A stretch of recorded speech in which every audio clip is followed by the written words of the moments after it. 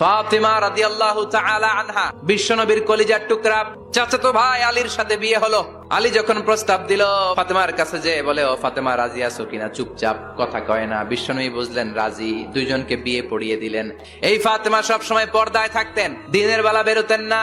সারাদিনে টয়লেট করতেন একবার, সেটাও করতেন রাত্রে, যাতে দিনের বেলা কেউ তারে না দেখে। কি ব্যালেন্স লাইফ!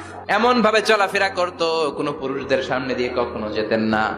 1 বছরের ব্যবধানে ঘরটাকে আলোকিত করে প্রথম সন্তানের জন্ম হাসান। বিশ্বনবী ফাতেমার ঘরে এসে বলতেন, আইনাল লুকা, পিচ্ছিটা কই রে? আমার হাসান কই, আমার নানা ভাই কই? আর বিশ্বনবীর আওয়াজ শুনলে হাসান এসে বিশ্বনবীর কাঁধে। এজন্য ইন্তেকালের আগে আলীকে বললেন, আলী, অল্প কয়েকজন পুরুষ নিয়ে জানাজা দিও, বেশি মানুষের কাছে আমার নিও না। দুনিয়ার বুকে আমি লুকিয়ে লুকিয়ে চলতাম, মরার পরে লুকিয়ে লুকিয়ে আল্লাহর কাছে চলে যেতে চাই। ও মা, এই ফাতেমার জীবনী থেকে আপনার জন্য শিক্ষা হলো পর্দা। ফাতিমা রাদিয়াল্লাহু তাআলা